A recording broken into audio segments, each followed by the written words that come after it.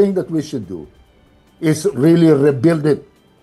Yung Sierra Madre, kung meron pa tayong may sasadsad na ano, sige na. Total, tayo naman merong, ngayon, sinasabi, baka naman careless tayo. Ay, hindi, inaapi tayo eh. At ang mga mawawala sa atin, napakalaki. Yeah. Kaya sa akin, sa tingin ko, it is time, no more Mr. Good Guy. Yes. Nagpipigil tayo dahil, pero alam naman ng tao ng mundo ngayon na tayo nanalo sa arbitral court at walang legal basis ang China doon sa kanilang claim na 9-dash line, ngayon 10-dash line. Mamaya, dadagdag na naman siguro sila ng kung anong linya riyan. But the point there is it is very important for us to, anong tawag sa English, there is a phrase, tit for tat. Yeah. Yun ang dapat ng ginagawa natin. Okay. Meron akong follow-up question doon, Ka-Orly, doon sa sa Mutual Defense Treaty na tanong ni Mase. Pero again, before ko itanong yung aking katanungan Chiki, ay gusto ko lang sabihin na of course we don't want war to happen. Of course, we don't want any of our men or any Filipino na mamatay para maging trigger dun sa gera na yun, if ever. Pero let's talk about preparedness tungkol dun sa MDT.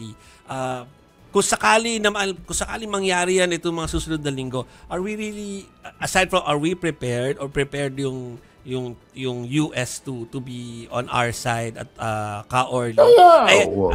Paulit-ulit naman nila sinasabi niya, an attack on any vessel or aircraft. That's binanggit pa specific kasama ang Coast Guard natin. Kasama ang Coast Guard at sinabi, hindi lang Pacific Ocean yan. Yan, kasama rin yung South China Sea. Ano pang assurance ang gusto natin? Ang pinakamasaklap niyan, maisahan tayo. Oh, correct. Malamangan tayo ng yung parang paulit-ulit ko sinasabi siya, para tayong sinakmal, tas nilulunok ng hindi man lang tayo nilalawayan. Yeah. Tapos tayo sasabihin natin, marami nagsasabi, mangyayari. Okay, bakit pa tayo nag-armed forces kung hindi rin natin, bakit tayo mag-treaty kung hindi natin matetesting yung... I agree. We're on the right Tayo ang nasa batas. Yeah. Tayo ang tumakanta tayo ng national anthem natin. Sa manlulupig di tayo pasisiil. Yes. Hanggang mamatay nang dahil sa'yo. Ano ba yung mga klaseng, sa akin, there is a time to be for diplomacy. But when we are being outflanked, outsmarted, and bullied in our own exclusive economic zone, ano ba ibig sabihin ng exclusive? Kahit Chinese dictionary ang tignan nila. Maintindihan nila, hindi kanila yun. Yeah, Ka-Orly, we totally get it. Pero for practical na discussion, are we sige, wag na tayo. Dahil talaga tayo dapat mainis tayo dahil tayo nasa sakop o kaya napupuntirian ng mga hindi magandang gawain ng China.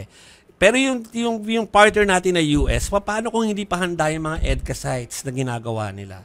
Are we prepared? Pag mo intindihin niya ka, okay. There is no, if you are going to makikipagsuntukan ka o lalabang ka, meron kang panahon na nag-prepare ka. Wala ka rin, meron kang tatanggapin talaga malaki yung kalaban mo Tapos okay, kulang ka sa training. But you really have to fight. There's no way.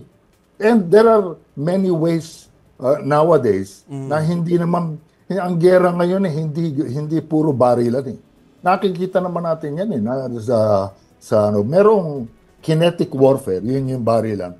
Pero ang labanan hindi lang sa diplomasya, sa power, sa communication, ang dami niyan Ang mga tools niya, may mga sanctions, ang mga bansa.